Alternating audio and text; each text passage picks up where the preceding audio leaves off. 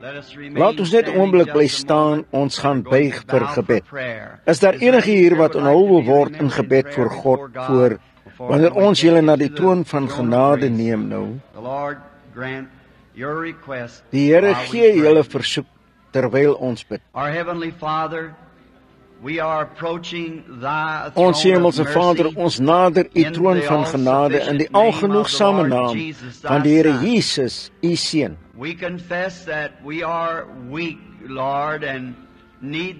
Ons bely dat ons swak is, Here, en U hulp nodig het. Ons groot teenstander en U teenstander, die vyand loop rond soos 'n brullende leeu, verslind wat hy kan.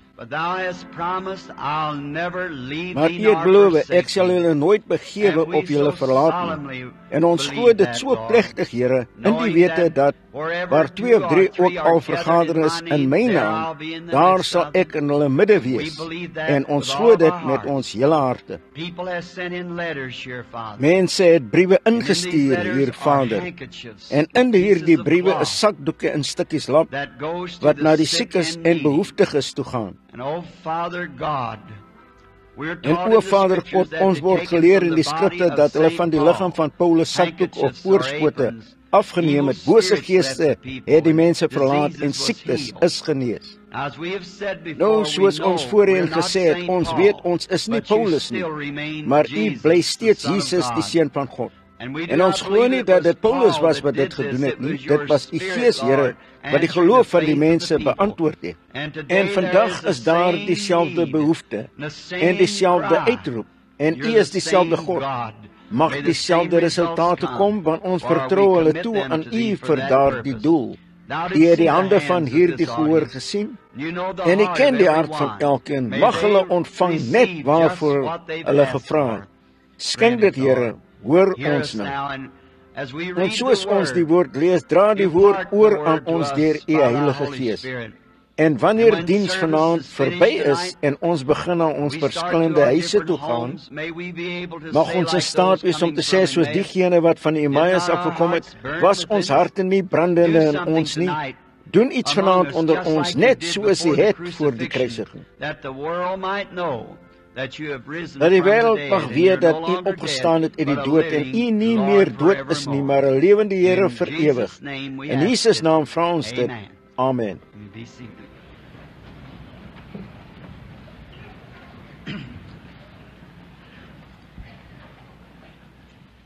Julle mag maar sit. Ek het vandag gedink dat hulle Chicago verkeerdelik winderige stad genoem het. Ek dink dit moes Tulsa gewees het. Ek kon skaars slaap gisteraand, die wind was so sterk. En ek het gedink, ek was al baie keer in Chicago, maar nog nooit so 'n wind as wat ek ons gisteraand gehad het. En toe die diens, dit was so sterk en die wind wat gewaai het en 'n geraas gemaak het. Dit was nogal 'n bietjie verwarrend. Maar dit was alles die moeite werd vandag om 'n paar dierbare mense te ontmoet. Ek het die voorreg gehad om Dr. Lamsa te ontmoet vandag, die vertaler van die Lamsa vertaling van die Bybel. En so voorreg, julle weet ek sou liewer wou hê dat julle vir my 'n klein roosknoppie gee, net nou, as die hele krans nadat ek weg is. Ek dink miskien sou hy dieselfde ding dink. Ek kan beslis sy vertaling aanbeveel om hom te ontmoet in so 'n lieflike gees van 'n regte, ware Christen gelowige te vind. God seën sy dapper siel. Ek weet nie of ek ooit enige meer geestelike man ontmoet het as Dr. Lamsa nie. Mag die Here hom ryklik seën. Toe het ek die voorreg gehad vandag om in die privaat onderhoude en sovoorts baie ander goeie mense te ontmoet. Julle het lieflike mense hier in Oklahoma. Ek waardeer hulle beslis. Ek het 'n bietjie familie van Oklahoma Oeste. Ek dink my moeder het hier gewoon vir 'n paar jaar, reg naby Tulsa hier. En so ek toe het hulle afgetrek na 'n plek in Texas met die naam van Parys, Texas. Toe van daar af het hulle na Kentucky gegaan, uitbeweeg na Indiana en toe terug na die weste. En my pa was 'n ruiter en ma en pa was toe getroud. So toe het hulle soort van gevestig in Kentucky en toe getrek na my geboorte na Indiana. En daar was ons van toe af. So dis 'n groot volk in hierdie Verenigde State, 'n groot wêreld, groot mense oral. Waar jy God se mense vind, maak nie saak watter kleur of waar van watter land hulle kom nie, hulle is altyd dieselfde. Ver onder in Ceylon en baie verskillende plekke neem jy daar die mense wat skaars regterhand van linker kan onderskei.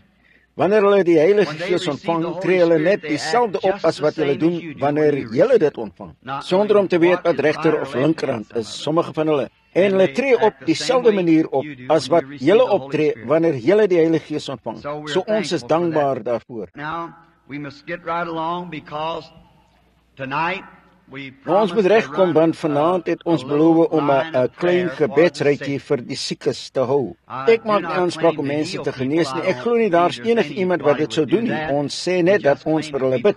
En iemand het gesê, "Is jy 'n goddelike geneeser, Broer Branham?" Ek het gesê, "Nee meneer, ek is nie 'n goddelike geneeser nie, maar ek het beslis al 'n paar groot antwoorde op gebed gekry, so ek dank die Here daarvoor."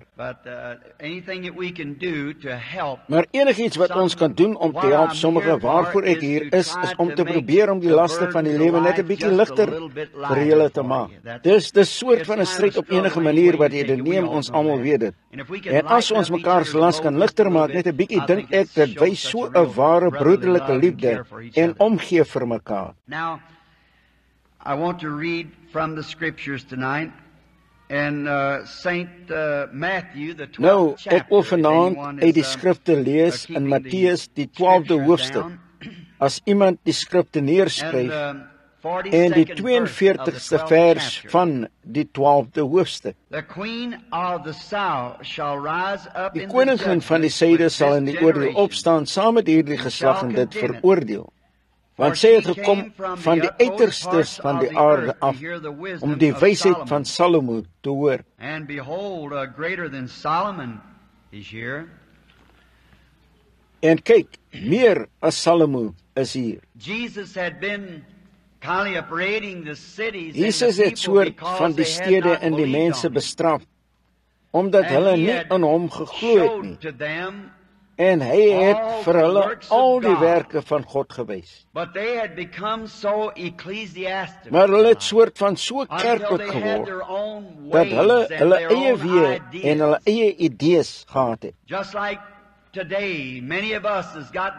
soos vandag, baie van ons het uitgewerk net hoe die Here sal kom, en partymal breek hulle weg en maak 'n denominasie daarvan. Omdat een glo hy sal kom op 'n wit perd, die ander op 'n wit wolk. Wat 'n verskil maak dit solank hy kom, dis die hoofsaak gereed te wees. So ek glo dat wanneer hy kom, sal dit waarskynlik heeltemal anders wees as wat ons uitgedink het, in elk geval. Ek het nie enige bepaalde manier nie, ek wil hom net sien kom, dis al, en net gereed wees wanneer hy hier kom. En so, hulle het hulle bepaalde weë gehad en hulle teologie was 'n bietjie ontwrig en hulle het hom geweier. En het homself daardie lae naam Beelzebub genoem, wat die prins van die duiwels was. Jesus aarde toe gekom het, is hy die laagste naam gegee wat gegee kan word. Hy het gegaan na die laagste stad wat kon wees, het geen plek gehad om sy hoof neer te lê nie. En toe God hom verhef het, het hy hom hoër as die hemel geneem. Tot die hemel, hy moet afkyk om dit te sien. Hy het hom 'n naam bo elke naam gegee, dat alles in die hemel en aarde Jesus Christus genoem word. Wat God vir hom gedoen het en wat ons vir hom gedoen het, ons het hom mishandel, maar God het hom verhef. En nou, hy het hulle vertel wat hy gedoen het, en wat die wonderwerke en tekens wat hy gedoen het, en gesê, as hierdie dinge gedoen sou gewees het in ander geslagte wel, sou dit nog gestaan het, die stede. En dis vreemd, en op ander goeie teoloog kan julle sê, die stede wat hy vervloek het, is nie vandag daar nie. En die stede wat hy geseën het, bly tot hierdie dag. Dis baie treffend. En ek het baie goeie Bybelgeleerders al daaroor hoor praat.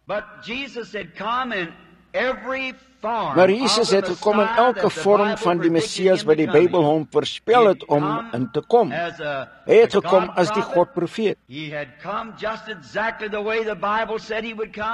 het net presies gekom soos die Bybel gesê het hy sou kom. En tog het hulle hom nie gesien nie. O, mag dit nie ons gesindheid wees wanneer hy die tweede keer kom nie. Nou,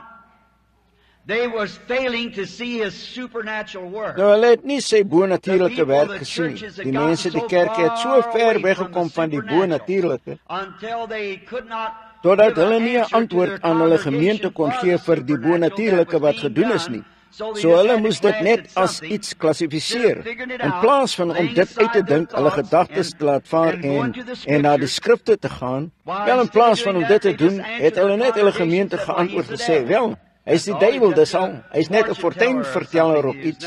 Daar's niks aan hom nie. Maar dan, wanneer hy daardie bonatuurlike gedoen het, verblind dit gewoonlik diegene wat verblind is vir daardie dinge. Dit maak hulle erger. Maar in elke geslag het God altyd sy agente gehad. Dit het partymal neergekom op net een, maar God het altyd iemand in elke geslag waarop hy sy vinger kon lê. 'n Paar mense op wie hy sy vinger kon lê en sê, hierdie is my mense en hulle sal maak soos ek hulle sê om te maak.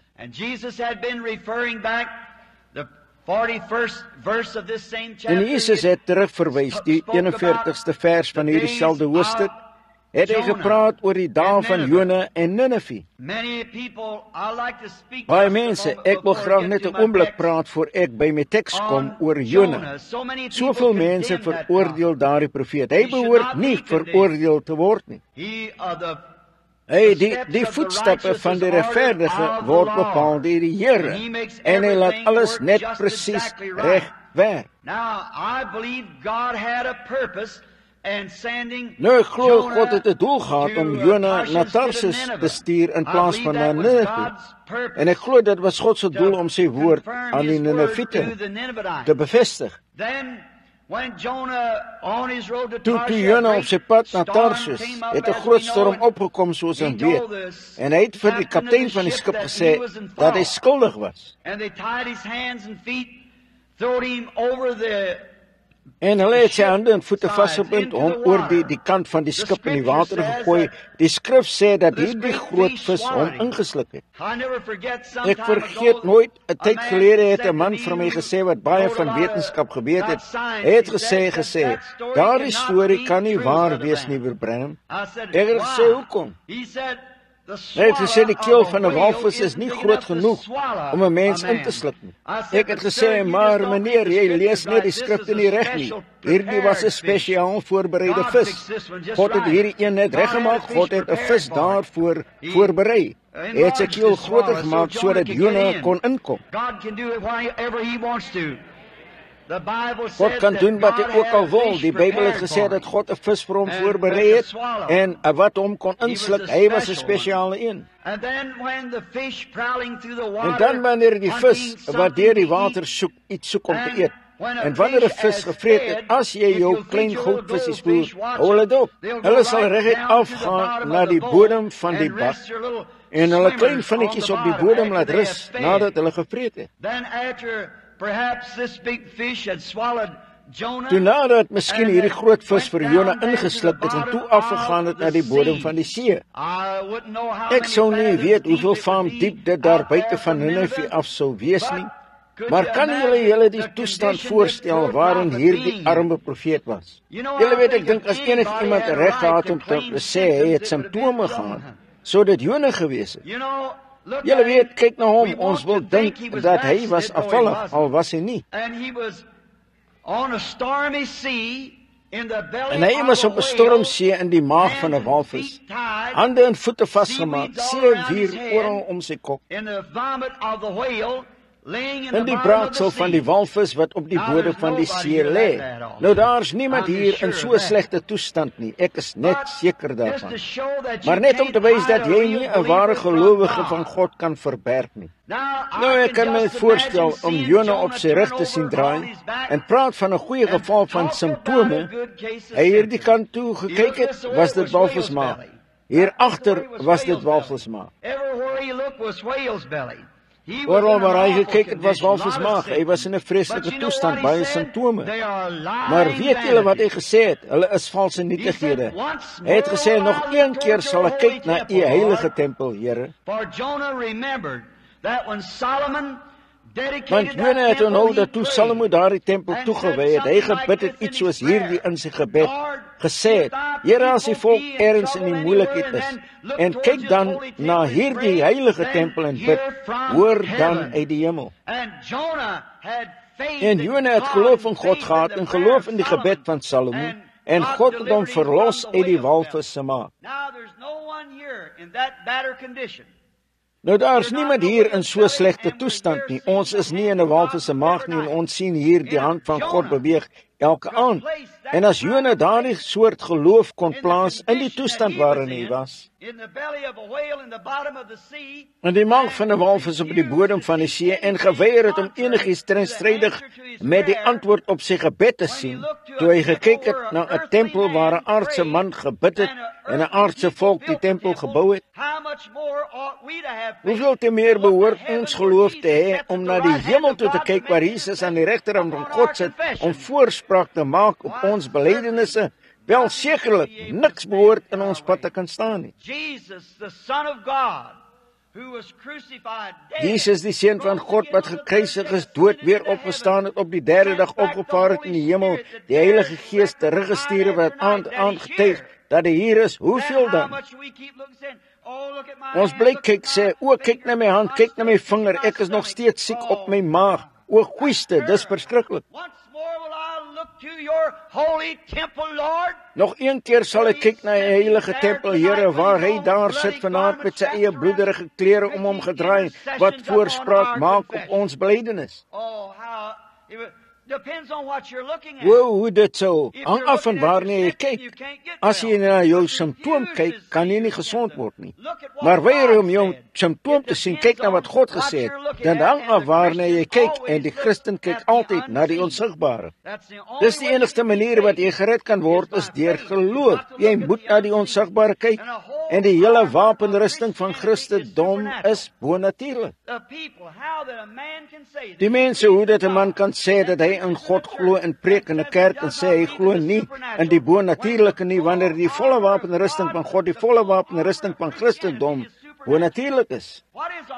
Wat is die wapenrusting van Christendom? Liefde, vrede, lankmoedigheid, goedheid, sagmoedigheid, geduld, geloof, Heilige Gees. Al daardie dinge is bonatuurlik. Wat is liefde? Wat is vreugde? Gaan af na die apteek toe en koop vir my 25 sent daarvan en ek het dit net nou nodig sien. Jy kan nie liefde, vreugde, vrede, lankmoedigheid, goedheid, geduld, sagmoedigheid, geloof koop nie. Jy kan dit nie koop nie, dis bonatuurlik, en die hele wapenrusting van die Christen is bonatuurlik. En ons word deur die Skrifte beveel om die hele wapenrusting van God aan te trek, om gord te wees, die hele wapenrusting. Jona het omgedraai na die walvis se maag, weggekyk na die tempel, na die beste van sy vermoë, na die bokant van die walvis en begin bid. God het daardie groot vis omgedraai om reguit na Ninive geneem vir 'n doel. Nou, ons glo dat die meeste van die Ninivite afvallig moes gewees het en afgegaan het. Ek het een keer 'n storie gelees waar baie van hulle na heidendom gewend het en hulle het afgode aanbid. En hulle het geglo dat die walvis die god van die see was. En terwyl hulle beroep visvang was, hier kom die walvis wat inswem na die strand. Die god van die see sy mond oopmaak en die profeet uitspoeg op die wal. Geen wonder, hulle het na hom geluister nie. God weet hoe om dinge te doen, hy weet hoe om dinge te maak. Julle kan daardie weergawe daarvan neem, as julle wil, dit mag reg wees. Maar kyk, die hoofsaak was dit, dat hulle vir Jesus gevra het, wys vir ons 'n teken. En Jesus het gesê, 'n swak en owerspelige geslag soek na 'n teken, en hulle sal 'n teken kry. A resurrection sign. Watter soort teken? 'n Opstandingsteken. Ek glo dat ons nou lewe in die tyd van 'n swak en slegte geslag. Van deurmekaar verwarde teoloë en kerke almal saamgebondel, totdat mense nie weet wat om te glo nie. Maar Jesus het gesê dat daardie swak geslag 'n teken van die opstanding sou ontvang, en ek glo ons ontvang dit nou. Jesus Christus is nie dood nie, hy is lewendig en hier vanaand om in ons te lewe en te werk, en net presies te doen wat hy beloof het om te doen. O, het hy gesê, as Nineve, as die geslag dan soos Nineve sou gewees het, dan gaan hy voort na die dae van Salomo. En hy het gesê in die dae van Salomo. Nou enige iemand weet dat enige tyd wat God 'n gawe na die aarde toestuur en die mense daardie gawe weier, dat altyd chaos is vir daardie volk en daardie mense wat die gawe van God weier. Jesus was die grootste geskenk wat God ooit vir die wêreld gegee het, en die Joodse mense het dit van die hand gewys en deur die wêreld versprei van daardie tyd af. En wanneer God 'n gawe stuur en mense weier om dit te sien en weier om dit te aanvaar, dan word dit verstrooi. Die mense word en hulle soos skape wat geen herder het nie. En ek dink as ons vanaand net sou maak soos hulle het in die dae van Salomo. God het 'n gawe van onderskeiding vir Israel gestuur en hy het dit op Salomo geplaas. En sodra die mense gesien het dat hierdie groot krag van God van onderskeiding op Salomo was, hulle het die gawe gekoester, die man geëer, hom koning gemaak. En enige Bybelgeleerde weet dat dit die goue tydperk vir Israel was, die dae van Salomo. Dit is die goue tydperk genoem. Israel het vooruitgegaan. Hulle het die tempel gebou. Skaars enige oorloë. Die nasies het hulle gevrees omdat hulle geëer het wat God vir hulle gestuur het. Hoe as ons vanaand, julle praat van 'n bomskuiling, hulle probeer soveel 100 voet onder die aarde ingrawe om 'n plek te vind om staalplekke te maak, sodat julle die atoombom kan ontsnap. Wel, enige iemand weet dat daar die bom die aarde sou tref en 100 voet diep sou uitblaas. As jy 500 voet daaronder was, sou dit elke been in jou liggaam breek. Maar daar is geen skuiling hier op aarde behalwe een nie. Daar is 'n skuiling, en dis nie van staal gemaak nie. Dis gemaak van vere. Onder sy vlerke is die plek om te bly. Is die beste skuiling waarvan ek weet, is onder sy beskermende vlerke. Nou, in die dae van Salomo het almal rondom vergader en saamgetrek rondom daardie groot gawe van God wat gestuur is na die kerk en na die mense toe. Nou, wat as Amerika vandag sou saamtrek rondom die gawe wat vir hulle gestuur is? Wat as ons, al die Amerikaanse mense sou, waar hier die groot gawe uitgestort is in hierdie laaste dae, die gawe van die Heilige Gees, wat as al die predikers, die hele leekdom, al die kerke saam, om die Heilige Gees sou saamtrek? Die gawe van God wat na ons gestuur is om ons te lei en ons te rig, en ons in orde te bring, maar ons het soveel biskoppe, aartsbiskoppe en manne. God wil hê dat die Heilige Gees die kerk moet lei, dis ons leier, dis die een wat na ons toe gestuur is, en ons moet beheer word deur hom en hom alleen, wat ons rig.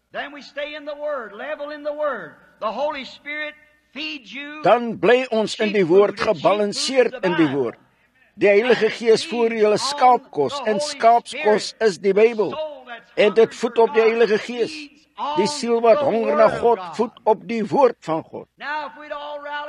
Nou as ons almal rondom dit sou saamtrek, ons sou nie een voet onder die grond hoef te grawe nie, ons sou nie enige atoomaanval hoef te vrees nie, want ons sou al reeds in veiligheid wees. Daar sou nie enige verwarring onder ons wees nie, ons sou almal saamgetrek wees. En nasies, Rusland, Rusland is net so honger daarvoor as wat ons is. En Finland, toe daar die seentjie uit die dood opgewek is, die nag, dood is in daardie motorongeluk. Soos julle almal weet, in die boeke is dit gedruk en die seentjie, ek het hom 2 of 3 jaar tevore gesien in 'n visioen. Geskryf, ek het die mense dit in hulle Bybels laat skryf, dat dit sou gebeur. Toe daardie seentjie opgestaan het en die dood daardie middag, daardie aand toe ek afgegaan het na Messahali, was daar duisende Russe wat daar gestaan het. En daardie soldate wat daar gestaan het met daardie Russiese saluut, die trane wat van hulle wange afloop, gesê, ons sal 'n God so daardie ontvang. Sekerlik, hulle kom om God te vind en hulle gee hulle klomp geloofbelydenisse. Hulle wil iets egs hê waarin hulle kan vashou. Ek blameer hulle nie. Dis wat kommunisme laat begin het, toe die kerk verswak het en mense laat eet uit vullisdromme. 'n Hongerkind sal uit 'n vullisdrom eet, die enigste rede waarom hy dit doen, omdat hy nie na 'n skoon tafel toe genooi is nie. Dis die kerk se skuld, absoluut, dis die kerk se skuld. God het nie so bedoel nie, maar hulle vind die swakheid en net niks meer as om aan 'n losie te behoort wanneer hy aan 'n kerk behoort nie. Skaam ons, wanneer mense na die kerk toe kom, behoort ons al die geestelike gawes te hê en die krag van God wat werk wat daardie mense sou laat dors. Het Jesus nie gesê, julle is die sout van die aarde? Maar as die sout sy geur verloor het, is dit voortaan niks werd behalwe om vertrap te word onder die voete van die mens nie.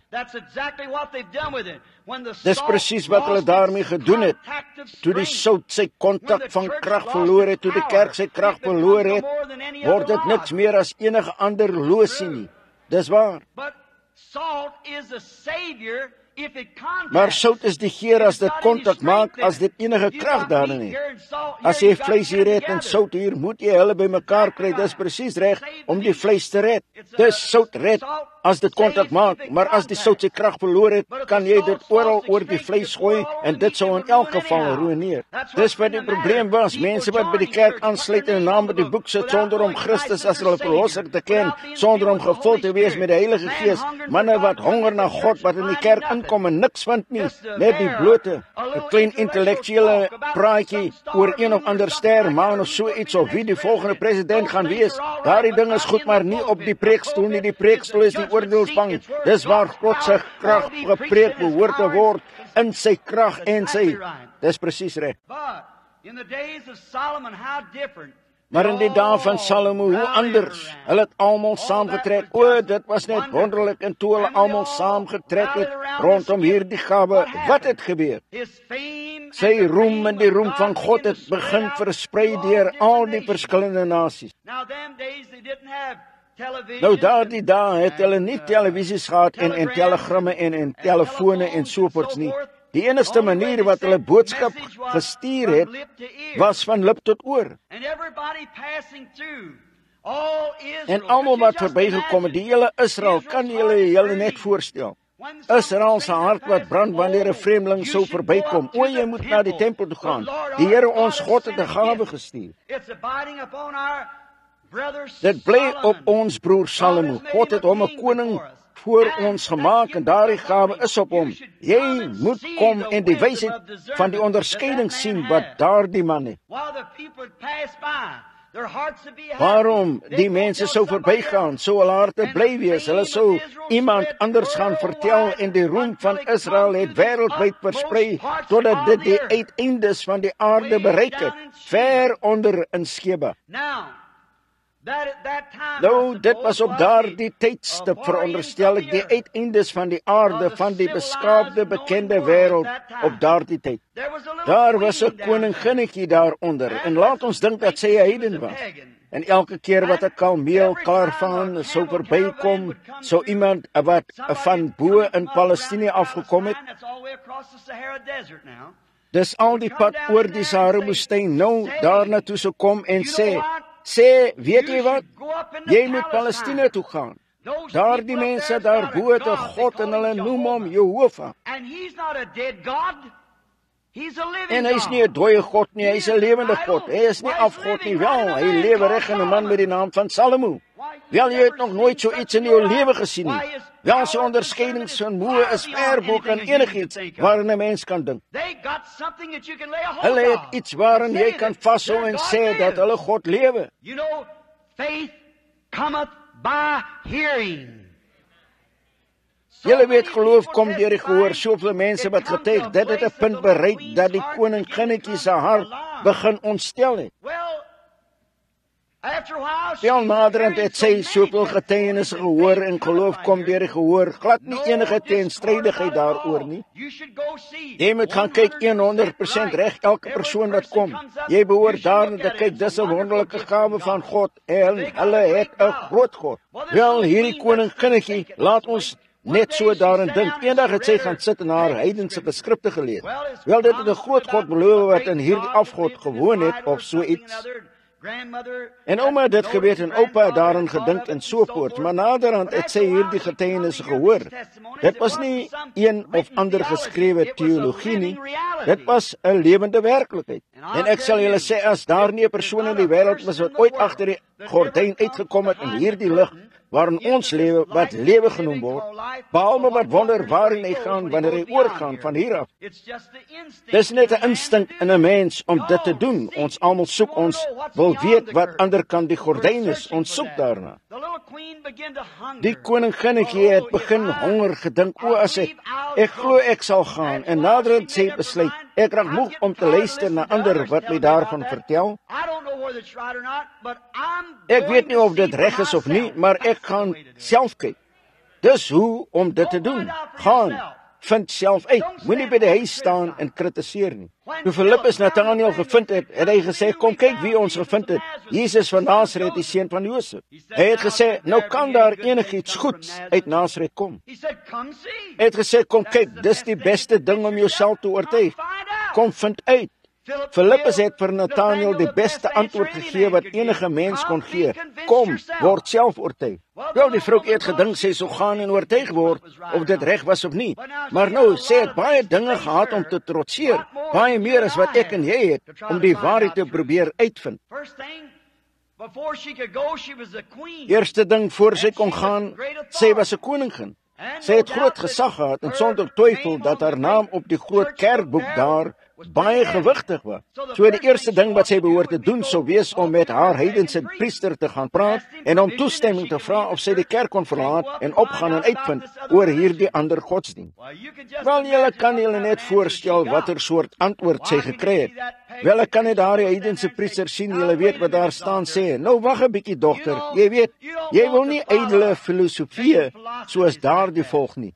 Want ek sê jou, as daar enige God was wat lewendig was, sou dit ons God wees. Julle weet, ons mag nie heidens hê nie, maar ons het beslis dieselfde soort priesters. Ja, meneer, as God enigiets bonatuurlik sou doen, sou hy dit hier in ons kerk doen. Hy sou nie so toe gaan en dit doen nie, hy sou dit hier doen.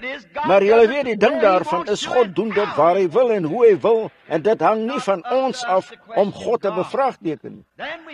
Dan vind ons uit, ek kan die priester sien sê, nou kyk dogter, jou ouma grootjie, en lang voor haar, het almal hierdie groot afgod hier aanbid. Dis 'n groot God. Sy het gesê, ja meneer, dis waarskynlik waar, ek het al die boekrolle daaroor, maar ek het al hierdie boekrolle oor en oor gehoor, wat hy sou doen, maar ek het hom nie een beweging sien maak nie.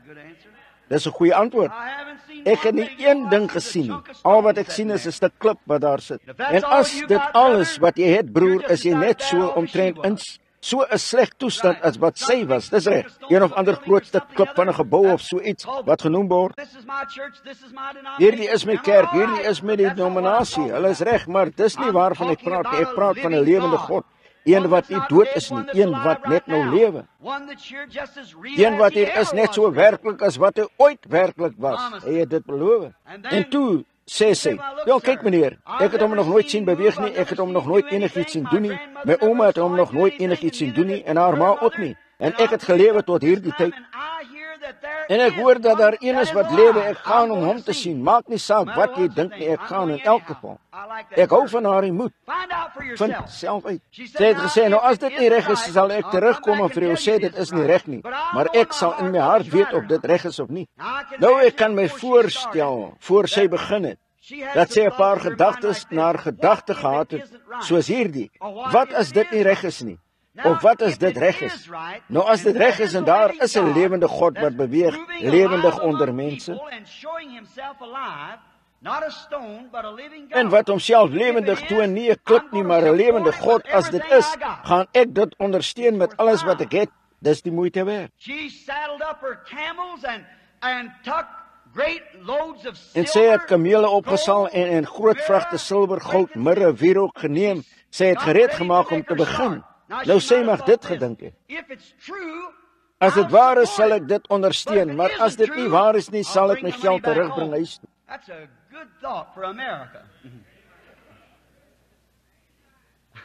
Dis 'n goeie gedagte vir Amerika. Miskien moes ek dit nie gesê het nie.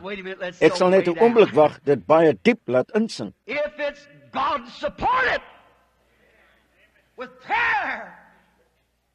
As dit God is, ondersteun dit met gebed, met alles wat jy het. Doen alles wat jy kan om dit te bevorder. Nie so seer met geld nie. Bietjie geld nou en dan, dit help natuurlik, maar wanneer dit nodig is, help. Maar die hoofsaak is om die geld so ver daaruit te hou as wat jy kan. Sit jouself daarin in plaas van jou geld. God wil jou op die altaar hê, nie jou geld nie. Dis beter vir jou om. En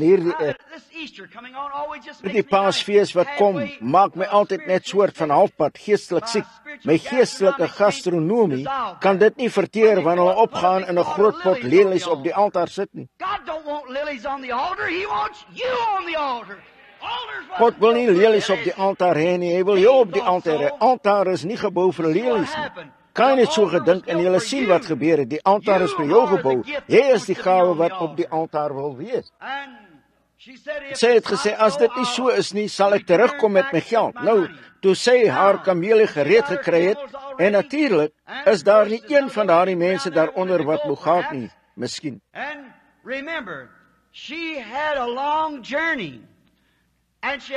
En onthou, sy het 'n lang reis gehad en sy moes die Sahara-woestyn oorsteek en sy het nie 'n ligversorgde Cadillac gehad nie. Sy het 'n kameel gehad om op te ry in daardie warm kokende sand. Geen wonder Jesus het gesê sy sal opstaan in die oordeelsdag en hierdie geslag veroordeel nie. Sy het reg oor daardie woestyn gekom, haar 3 maande geneem om dit te doen. En party mense sal nie 3 minute oor die straat loop om die manifestasie van die lewende God te sien, wat lewe onder sy mense nie, maar hulle sal hulle klassifiseer as 'n klomp holy rollers. En wonder, hierdie volk is gereed, veroordeel nie. Daar moes hy daardie woestyn oorsteek. En onthou, die seuns van Ismael was in die woestyn in daardie dag, daardie vlugvoetige ruiters en groot rowers. Wat 'n maklike prooi vir daardie leertjie wat sy by haar gehad het en 'n paar diensmeisies wat saam was. Die dametjie wat op 'n kameel sit. Moes miskien in die nagreis die direkte strale van daardie son sou haar verbrand byna in die dag. Gesoek en gekyk of hulle ster kon volg in die nag na 'n sekere watergat buite in die Sahara, soos hulle oorgaan. Sy het baie goed gehad om oor na te dink. Maar luister, laat ek dit sê, wanneer God ooit in 'n menslike hart spreek en hulle begin trek, is daar nie genoeg duiwels ideaal om hulle te keer om daarby uit te kom nie. Hulle sal soontoe gaan.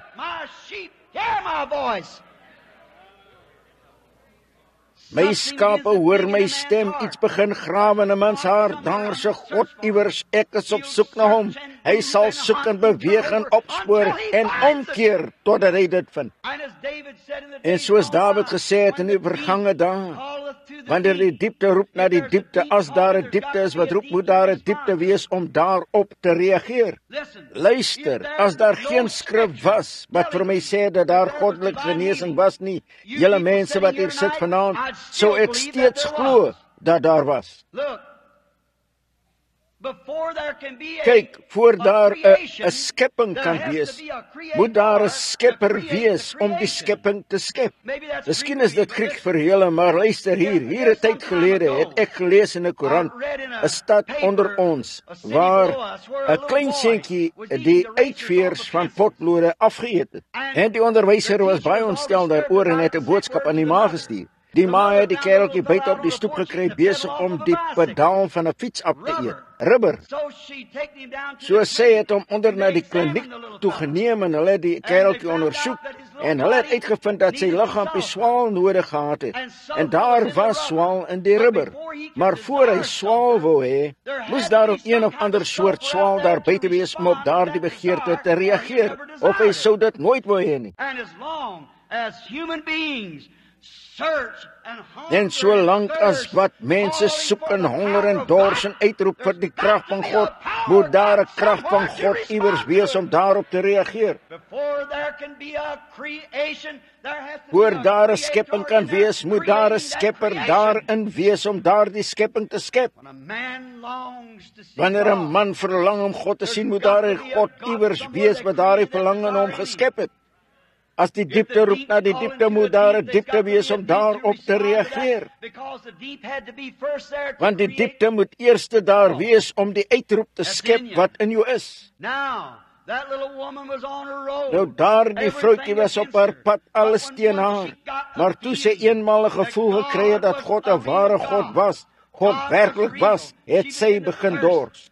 Nog een het ingekom gesê, o, ek het hom sien staan, een van die geheimsinnigste dinge wat ek ooit gesien het, maar hy het dit net dadelik opgelos onder die krag van sy God, en hulle presies die antwoord gegee, o, dit het net die koninginnetjie geskit. Sy het gesê, o, ek moet dit sien, ek moet dit sien, ek se mens, my lewe, my ewige bestemming is voor my, ek moet dit sien. Niks sou haar stop nie. Jy dink nie aan gevaar nie, jy dink nie aan kritiek nie, jy dink nie aan wat iemand anders gaan sê nie. Toe daardie engel van die Here my daar bo ontmoet het die aand, al my broers in my kerk het vir my gesê, daardie visioene, dis die duiwel, jy's 'n spiritualist. Maar toe ek kon net nie sien waarom dit kon wees, en ek hom lief gehad het soos ek het nie. Toe ek hom daarbo ontmoet het die aand, o broer, het die diepte geroep na die diepte, en daar was iets wat daarop gereageer het. Ek het na die opsiener van die kerk toe gegaan en hy het gesê, Billy, jy het 'n nagmerrie gehad. Ek gesê, as dit is hoe hierdie kerk daaroor voel, hier is my gemeenskapskaartjie. Gesê, o, ek het dit nie so bedoel nie, maar jy weet, so en so kan nie gebeur nie. Ek het gesê, goed, ek kon net so wel nou die gemeenskap opgee, want julle gaan my uitskop oor 'n rukkie in elk geval, so ek kan net so wel vry en skoon begin, en aan die gang kom. So daar was dit. Toe die diepte geroep het, was daar iets om daarop te reageer. Nou party van hulle het gesê, hierdie eislike groot Goliat hier buite, mediese wetenskap en al hierdie goeie gekultiveerde kerke. Ek het gesê, ek kan nie help hoeveel Goliat, dit is nie, God is steeds God. Die God van David lewe nog steeds, die God van Abraham lewe nog steeds, die God van Jakob lewe, en die God wat in Christus was lewe vanaand, hy het opgestaan en ek weet hy is werklik.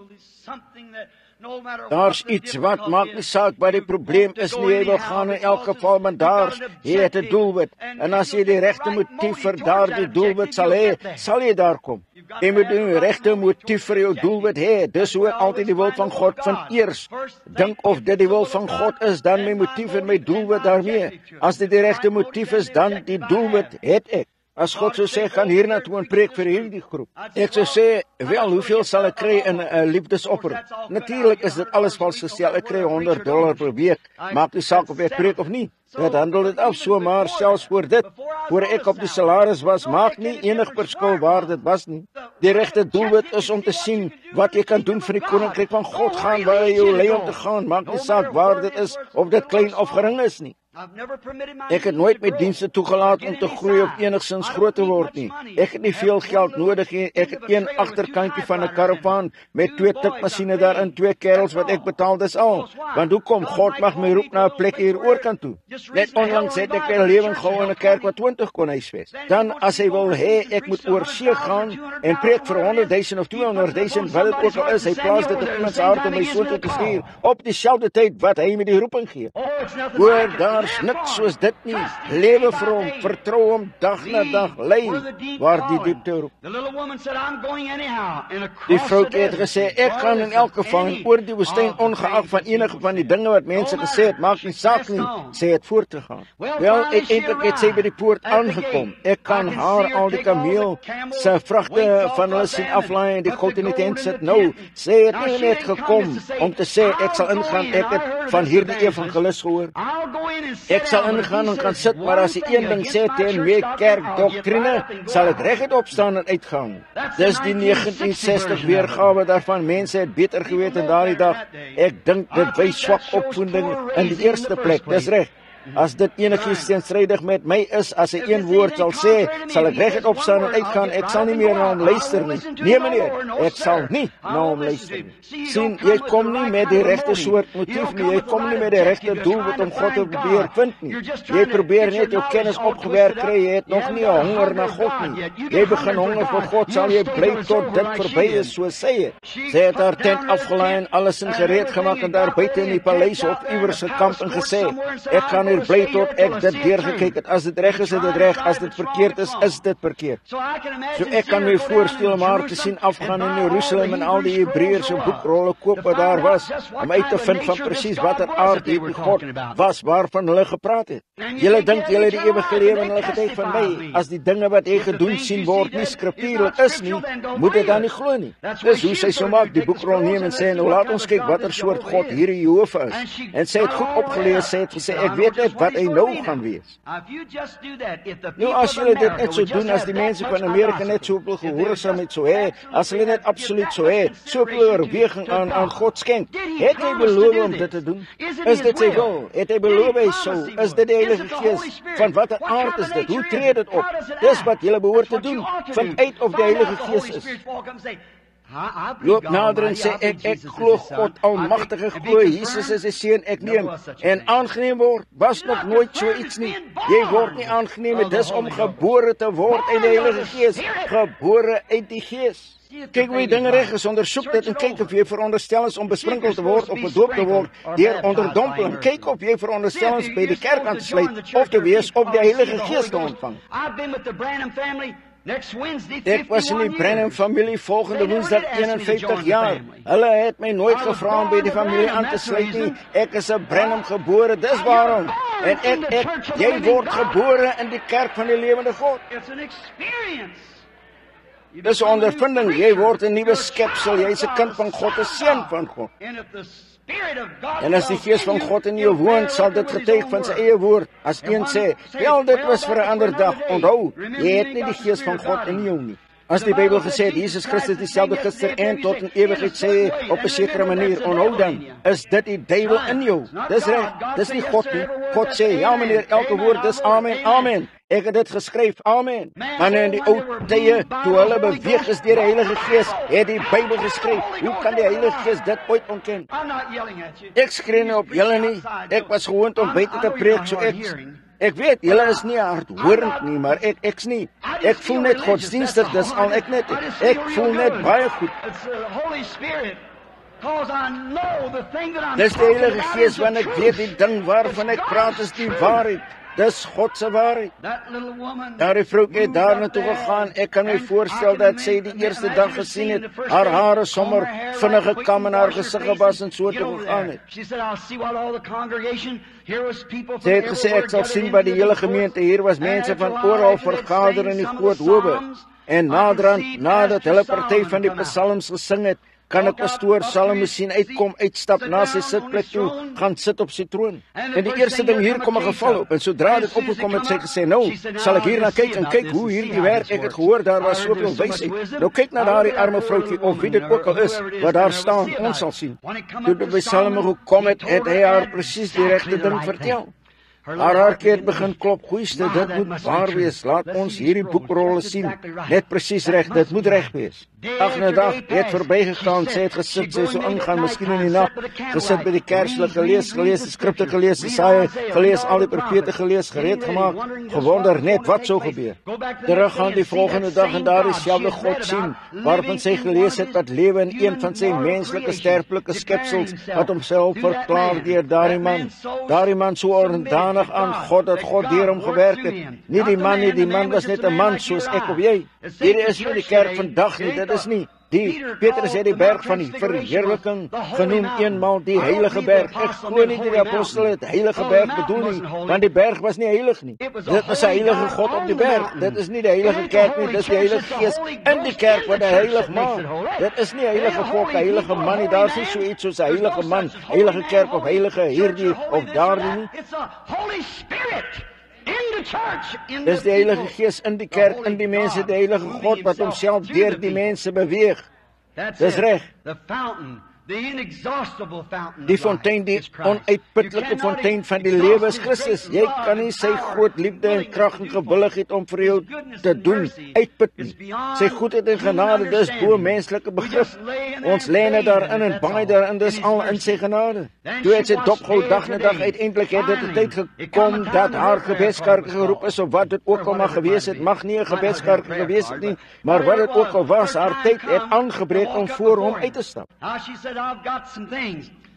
Nou, het sy gesê, ek het 'n paar goed, maar die Bybel het gesê dat daar niks verberg was vir Salomo, wat hy nie van haar geweet het nie. Amen, niks is verberg nie, hy het haar alles vertel.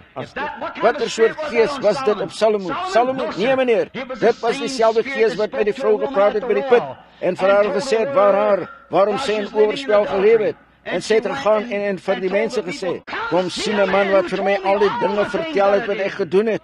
Sy het geweet, as hy daardie een ding kon vertel, kon hy haar alles vertel.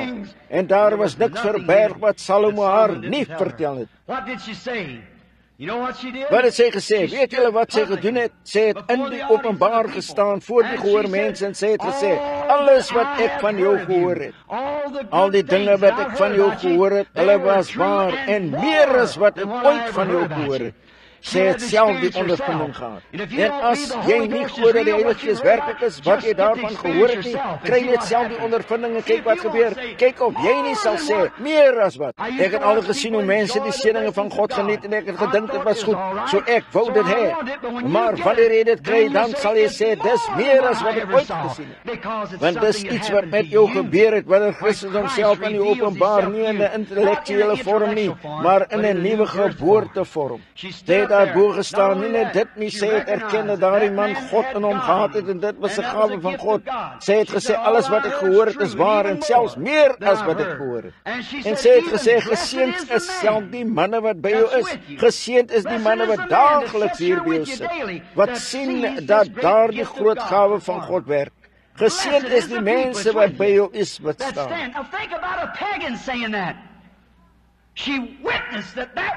Nou dink aan 'n heiden wat dit sê. Sy het getuig dat dit die ware God was. En Jesus het gesê, sy sal opstaan in die oordeelsdag en sal hierdie geslag veroordeel. Wat nie oor die straat sal stap nie, of sal instap en gaan sit en 'n bietjie rondkyk en sê, o, daar's niks daaraan nie, wegloop. In die oordeelsdag, as hy daardie geslag sal veroordeel, net 'n paar geslagte na Salomo. En Jesus het gesê, meer as Salomo is hier. En dis nou meer as wat dit was toe Jesus hier was. Want hulle het vir hom gesê dat hy 'n Beelzebub was, die werking van die gees van God, 'n spiritualist noem, of iets, en hom Beelzebub genoem, omdat hy dit gedoen het. En Jesus het gesê, ek sal julle vergewe, maar wanneer die Heilige Gees gekom het om 'n woord daarteen te sê, sal nooit vergewe word in hierdie wêreld, of die wêreld wat sal kom nie. So een van die grootste gawes wat God ooit gegee het, was sy seun. Om 'n volk te heilig, sodat die Heilige Gees homself kan vertoon, en steeds daardie vroutjie, as sy dit sou veroordeel, hierdie is 2000 jaar later. Wat sal sy doen wanneer sy in die teenwoordigheid van Talse staan op daardie dag? Wat sal sy doen wanneer sy in die teenwoordigheid van die hele Verenigde State staan in hierdie geslag? Sy sal dit veroordeel, want sy het geen voorbehoud gehad nie. Maar haar hart was honger en sy het dit erken. Sy het God gesoek, sy het die boekrolle deurgekyk, sy het gesien dit was reg. En toe het sy dit aanvaar en gestaan en hom geseën, het die mense geseën en was so bly dat sy gekom het. Ek is so bly dat ek enige vind het dat dit die waarheid is. O, dit was hierdie stroom van al my troos. Meer as lewe vir my. Wie het ek op aarde behalwe U? Of wie in die hemel behalwe U? Jesus Christus dieselfde gister, vandag en tot in ewigheid.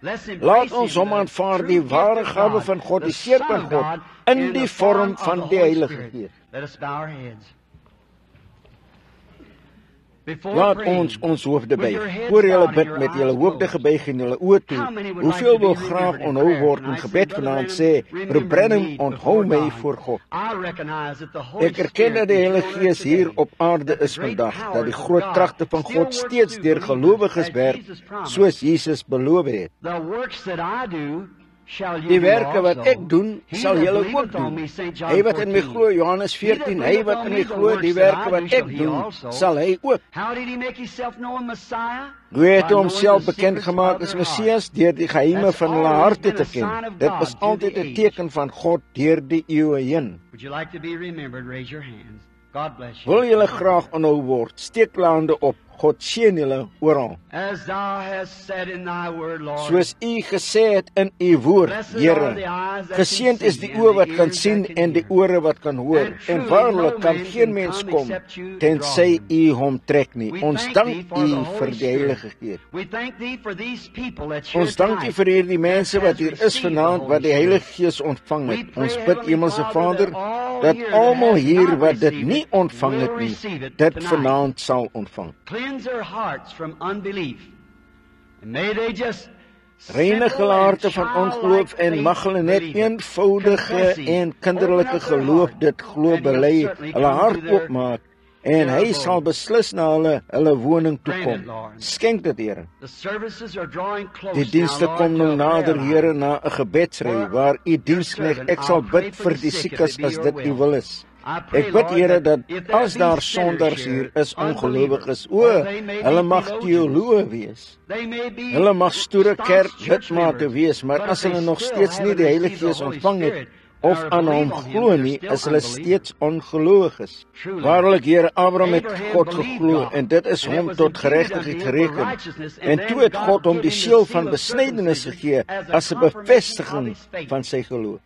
So is dit vandag, Here, ons mag sê dat ons glo, maar totdat ons die Heilige Gees ontvang het, is dit nooit bevestig nie, want daar is geskrywe in die boek van Efesiërs, 4de hoofstuk en 30ste vers.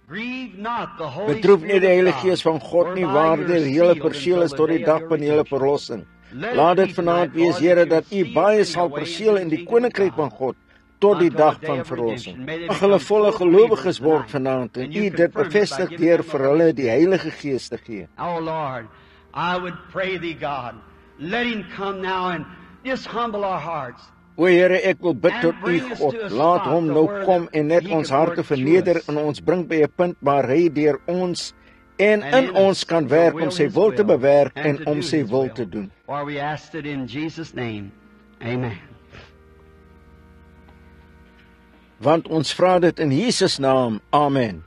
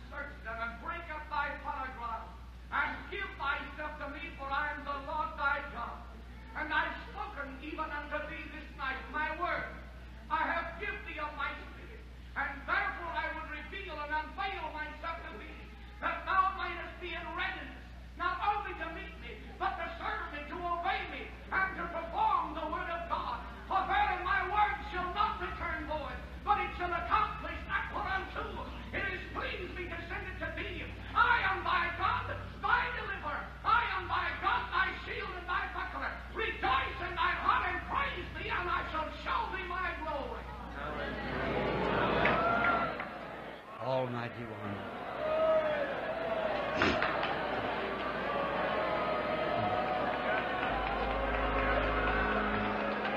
Praise be the Lord. Almagtige Een.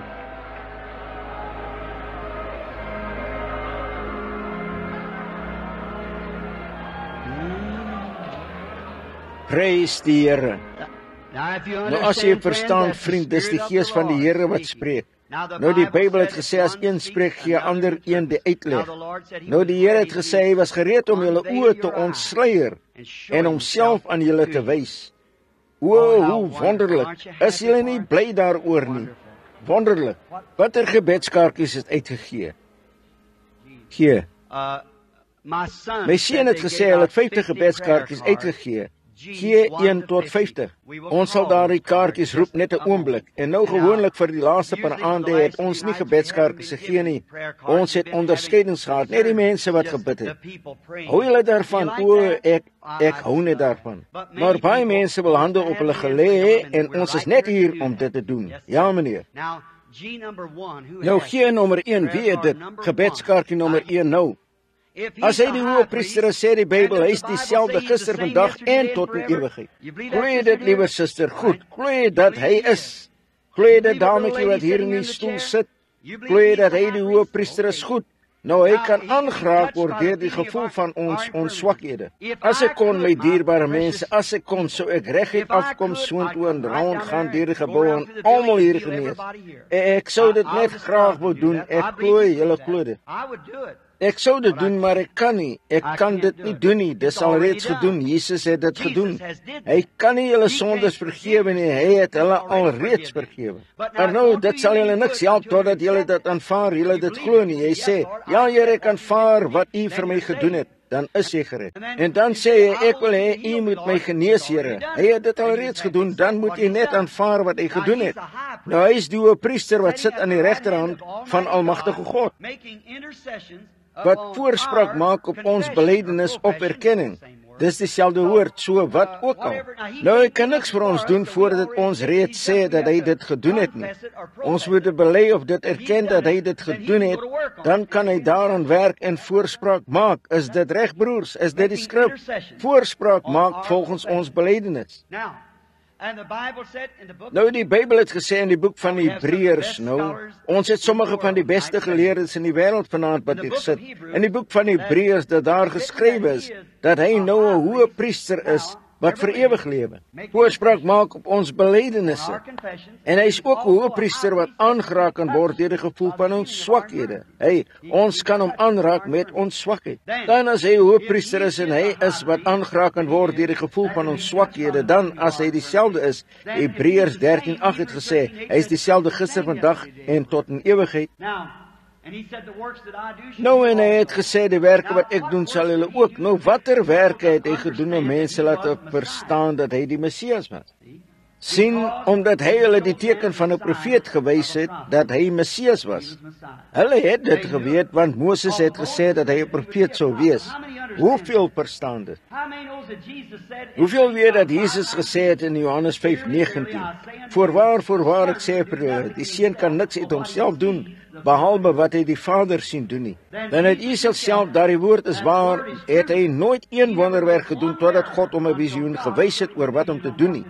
Wat daarvan? Dis reg, 'n visioen oor wat om te doen. Praat van visioene. Hierdie broer vertaler hier het my vandag vertel dat omtrent 40% van die Bybel visioene is. Ons net, soos hy gesê het, hy het 'n pragtige illustrasie gemaak. Gesê, maak jou arm vas en gebruik dit nie vir 'n paar maande nie en vind uit wat gebeur. Dit word so swak dat dit nie gebruik kan word nie. Dis wat die kerk gedoen het met hierdie dinge, met al die gawes van God. Julle het hulle net vasgemaak, hulle is nie bruikbaar nie, sien. Maak hulle los, beoefen geloof, kry 'n paar spiere daarin. Laat ek vir julle sê, geloof het hare op die bors. Wanneer geloof praat, gaan die res sit, dis reg. Wanneer dit praat, bly die res stil. Nou, as Jesus hoëpriester is wat aangeraak kan word deur die gevoel van ons swakhede, reken julle dan, julle daar buite wat nie 'n gebedskaartjie het nie. Glo julle kan sy kleed aanraak vanaand. Glo julle kan. Nou, as jy baie hysteries raak en sê, o, laat ek gou maak, laat ek probeer. Nee, jy gaan dit net daar verloor sien. Geloof is so eenvoudig, jy weet nie, jy het dit nie. Dis reg, dis net 'n gawe, dis net sê, wel kan jy aan daardie Bybel raak? Sekerlik. Hoe weet jy kan? Net deur geloof, omdat dit net so alledags geword het vir my. Ek steek net my hand uit en vat dit. Wel, dis hoe geloof is, dis net so eenvoudig, jy steek net jou hand uit en vat dit. Glo julle nou? Julle is almal vreemdelinge. Hoeveel in hierdie gebedsry is vreemdelinge? Steek julle hande op. Vreemdelinge vir my bedoel ek. Goed, hoeveel daar buite is vreemdelinge vir my? Steek julle hande op.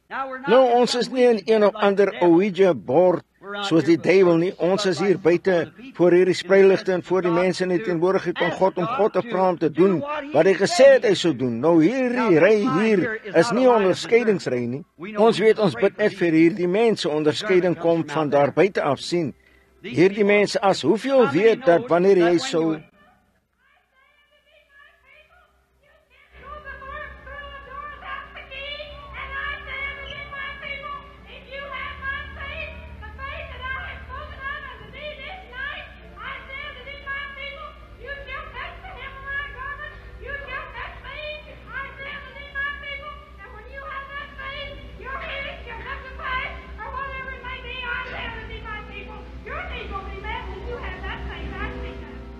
Amen. Amen.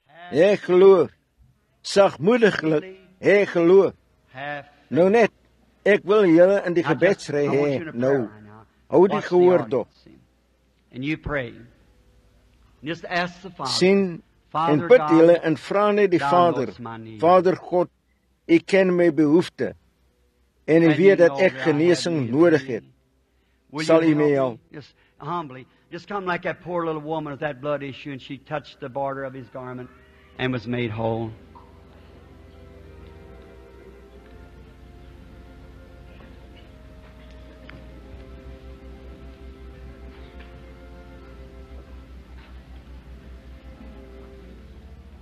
Net nederig, kom net soos daardie arme vroukie met daardie bloedvloeiing en sy het die soem van sy kleed aangeraak en is gesond gemaak.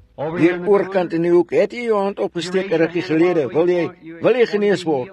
Dink jy jou hart gaan nou reg wees? Jy gaan genees word? Jy het hartprobleme gehad, het jy nie? Het jy nie gebid, Here, laat dit ek wees nie? Steek jou hand op as dit reg is. Goed, jou hartprobleem is nou verby. Nou, ek ken nie die man nie, maar kyk, wat? Het hy my aangeraak? Hy is 30 voet van my af sien. Hy het iets aangeraak en iets het deur my gespreek. Dit was al.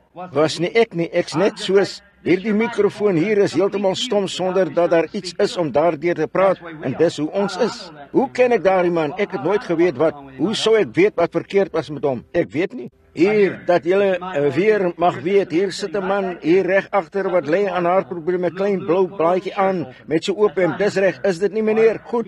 Hy het jou net toe genees, jou geloof het jou gesond gemaak, sien? Wat het hy gedoen? Hy het aangeraak, nie vir my nie, ek ken nie die man nie, ek het hom nog nooit gesien nie. Maar hy was desperaat en hy het gebid, o Here, laat broer Brennan met my praat. Vra hom of dit reg is of nie, steek jou hand op as dit reg is meneer, steek jou hand op as jy daar gesit en bid het, dat ek sien? Now God that can hear prayer can answer prayer. Don't you think so? Nou, God wat gebed kan hoor, kan gebed beantwoord. Dink julle nie so nie? This lady sitting right back here got something Die wrong with dame her wat hier hand. reg agter sit, het iets verkeerd met haar hande. Glo jy dat God jou sal genees, dame met iets verkeerd met jou hande wat daar sit? Wil jy genees word? Goed, jou geloof het hom toe aangeraak. Jou hande sal gesond word. Daardie dame wat daar reg agter jou sit, sê het 'n vreeslike operasie gehad en sy bid ook om daaroor te kom. Is dit reg, dame? Steek jou hand op. Goed. Jy gaan gesond word. Waar die dokters val. Satan het weggekruip vir die dokters, maar hy kan nie wegkruip vir God nie. He knows right where he's at, so he's gone. Have faith in God.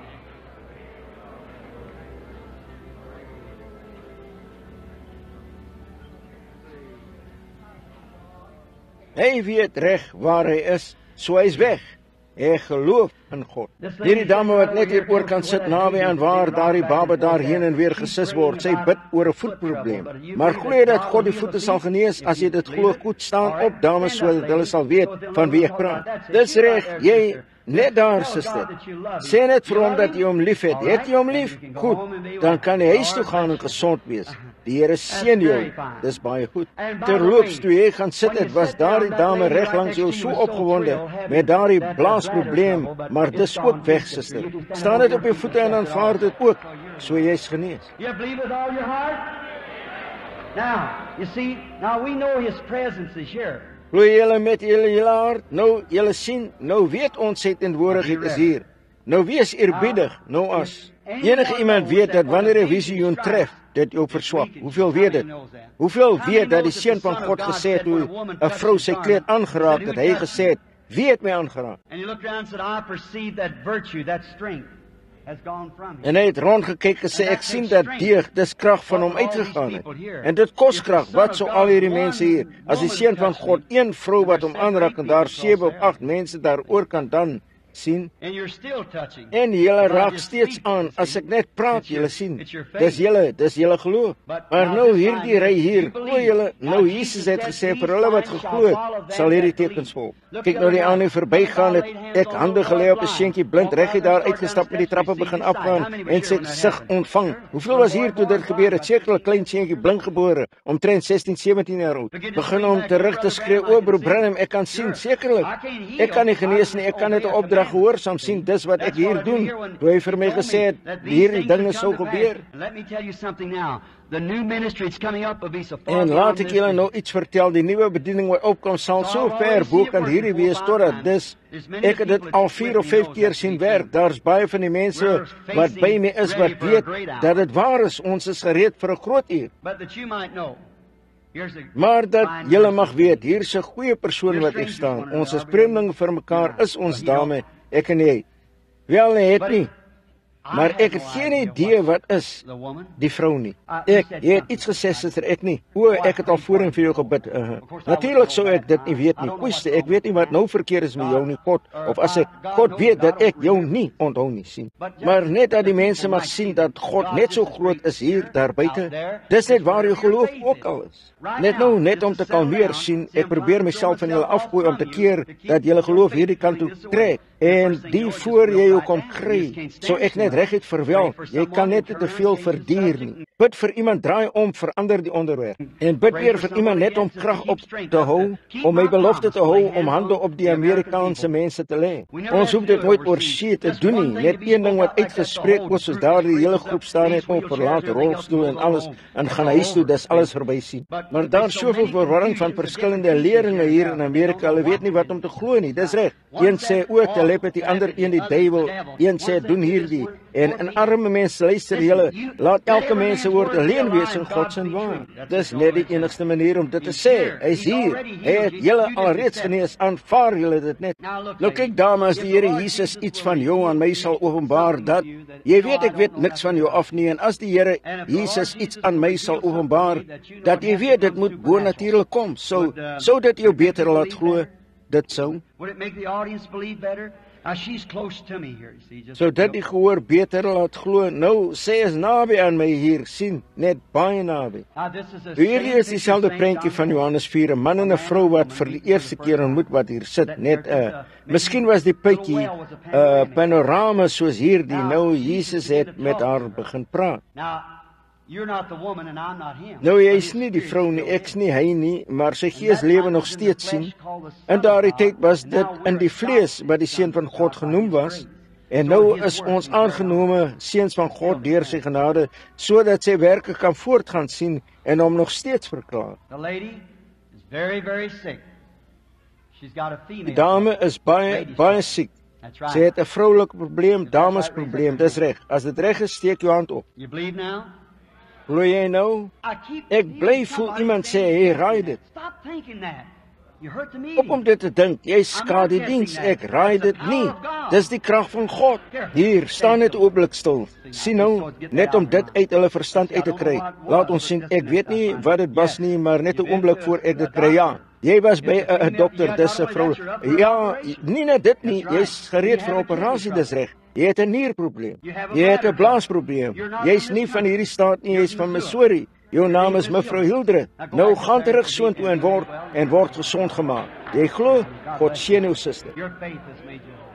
Jou geloof het jou gesond gemaak. Glo net met jou hele hart. Glo jy nou terwyl hy kom? As ek nie een ding sê nie, sal ek glo as ek hande op die siekes lê. Gaan die res van julle dit nou glo, kom reguit nader.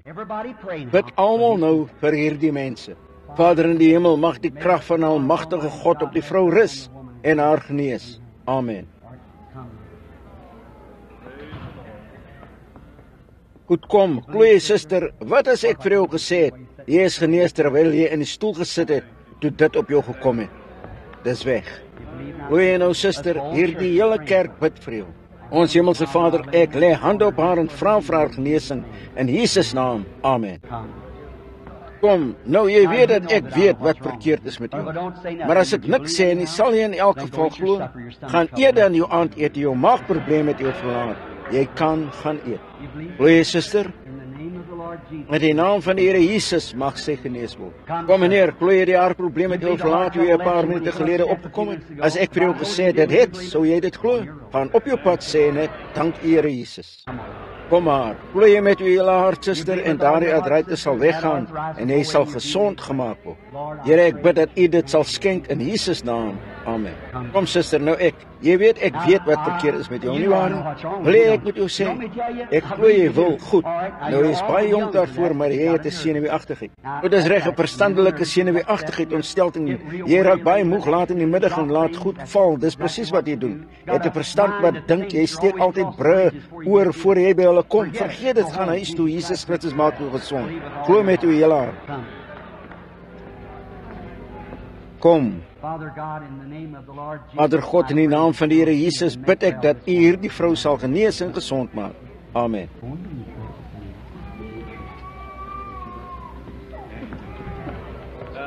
Gaan aan. Vader, ek bid dat in Jesus naam dat U sal genees. Kan jy nou glo, suster, vir hom? Kom, Sjenkie. Moenie twyfel nie.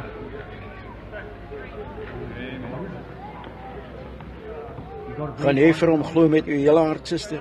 Ons Hemelse Vader, U het die klein seentjies geneem en die hande op hulle gelê en hulle is genees. Ek doen dit in Jesus naam. Amen. Glo nou, die Heilige Gees is hier, net dieselfde Heilige Gees wat alles van dinge af weet. Nou as jy glad nie twyfel nie, sal hy daaroor kom en reg wees. So gaan net in geloof sien. Die hele mense wat deurkom wanneer julle weet, julle bly dink, julle bly wonder, kyk of ek julle gaan vertel. As ek, hulle gaan my kom haal en my uit die ry uitneem, die res van hulle sal nie deur die ry kom nie, sien. Moet dit nie doen nie, sien, hy is nog steeds hier, hy weet alles daarvan, hy weet alles. Glo julle dit nie? Glo jy dit, dame, is ons vreemdelinge vir mekaar, God ken ons albei nie waar nie. Glo jy God kan vir my sê wat jou probleem is? As jy dit vir hierdie vrou sal doen, sal die res van julle glo vir die res van die aand met julle hele hart. Steek julle hande op as julle sê julle sal. Hier is my hande, ek ken nie die vrou nie, ek het haar nog nooit gesien nie. Goed, en net geloof. Het gebreekte ribbes, dis reg, wat verkeerd is met jou. Presies reg. Jy het 'n las op jou hart vir iemand anders waarvoor jy bid. Dis jou skoonpa, dis reg. En hy is blind, het kanker van die maag. Gee om as ek die res daarvan sê.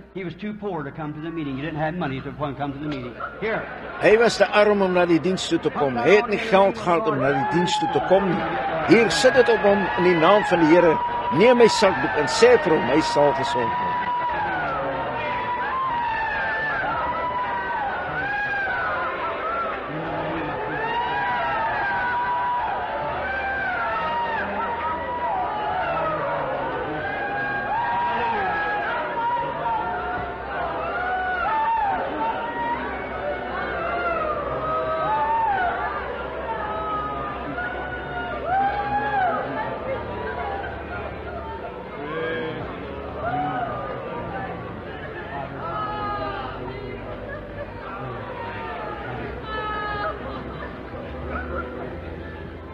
Senuweeagtigheid het dit gedoen, soort van 'n maagseer gemaak. Daardie suur in jou mond veroorsaak en dinge nadat jy geëet het. Gaan kry vir jou hamburger, jou geloof maak jou gesond. Ons Hemelse Vader, ek bid vir hierdie seun dat die krag van God hom sal gesond maak. Amen. En hy gaan onder die kruis deur vir hom. Glo met jou hele hart. God seën jou, meneer. Hy glo. Kan die babatjie, jy, dis waarvoor jy gebed wil hê. Hoe God kon vir my sê wat die probleem is, sal dit jou help. Ek sien dis 'n ernstige ding, dis 'n breinprobleem. Soort van soos verstandelik vertraag. Hy het 3 operasies van geen nut gehad nie. Glo jy God kan my gebed hoor?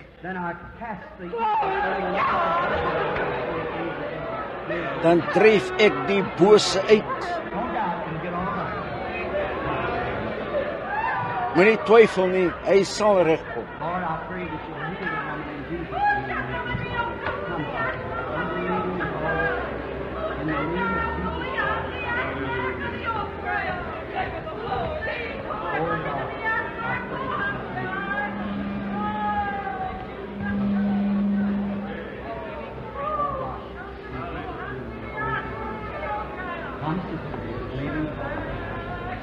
In the name of Jesus Christ.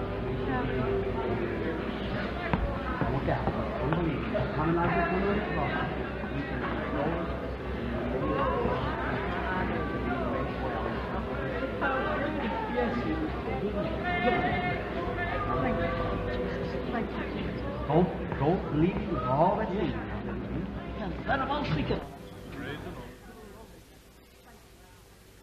Something happened in the audience. Somebody was healed in the audience.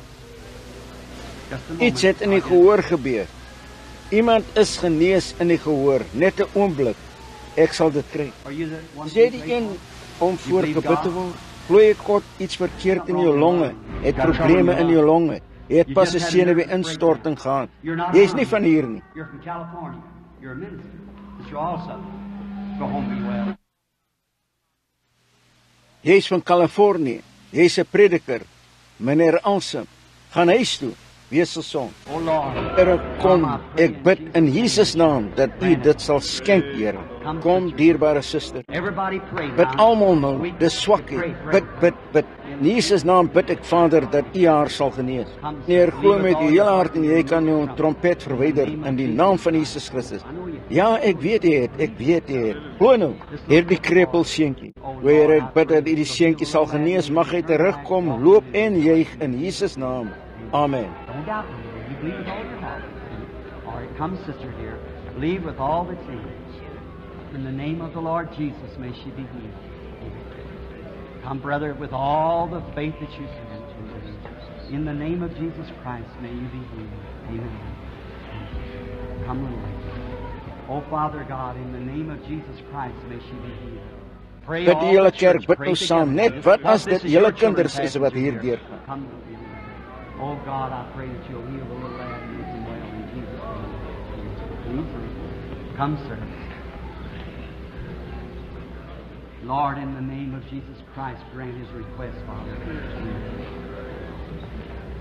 Come, sir. Heavenly Father, grant this request and may she be healed for the glory of God. Amen. God bless you, if you don't know. God bless you. Father God, I pray that you'll grant his request to him as he's asking. In the name of Jesus Christ, may it be so. Amen. Come now, believing with all your heart. Are you believe with all your heart? I'm here to see you. Oh, Heavenly Father, I pray that in Christ's name that you'll grant this request and may she be healed for the kingdom of God's sake. Amen.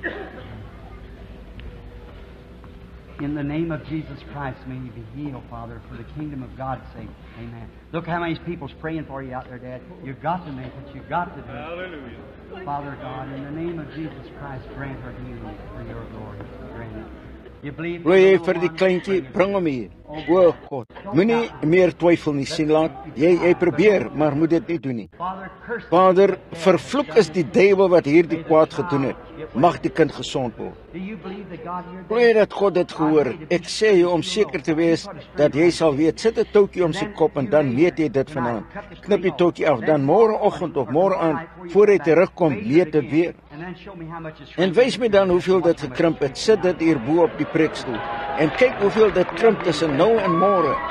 Jy geloof, kan julle glo wat daar lê, kan julle glo, almal van julle hê nog geloof, dis net wat julle ook al glo. Nou is jy om voorgebid te word, glo jy die Here Jesus, glo jy dat ek sy profeet is of sy diensknegt, glo jy dat ek sy diensknegt is, profeet laat mense struikel sien, ek weet, iewers luister hulle na my, baie swak, maar glo jy dat God gebed sal hoor?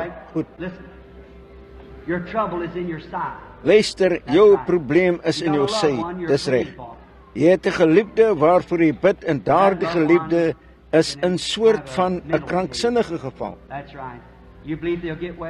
Dis reg. Glo jy hulle sal gesond word? Glo jy daardie sakdoek wat jy het sal dit doen? Mevrou Hammer, dis jou naam. Jy's nie van hier nie. Is van Oklahoma, Wagoner. Nou gaan terug en neem daardie sakdoek. Glo met jou hele hart in Jesus. Glo julle daar buite met julle hele hart, elkeen van julle, glo julle almal. Ek sal jou sê wat julle doen as julle kan. Reik uit en lê hand op iemand, lê hande op. Jong man, lê jou hande op die kleintjie sal jy bid, dis reg. Lê julle hande net daar op daardie dogter. Goed.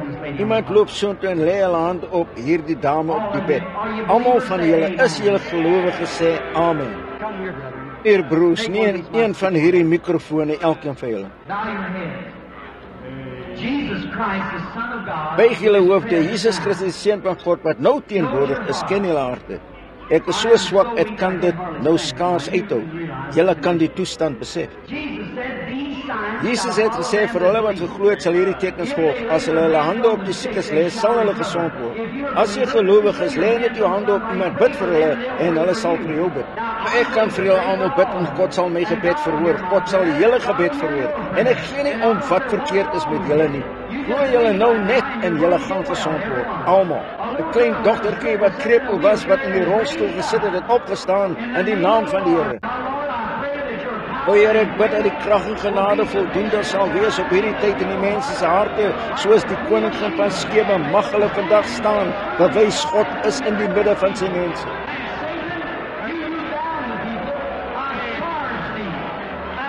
Dat en jy wat die mense gebind het, ek kla jou aan as 'n bedrieger, ek sê jou dat jy geen mag het nie, jy is net 'n bedrieger. Jesus Christus het getriomfeer oor al die magte wat jy het, en jou gestroop van elke mag.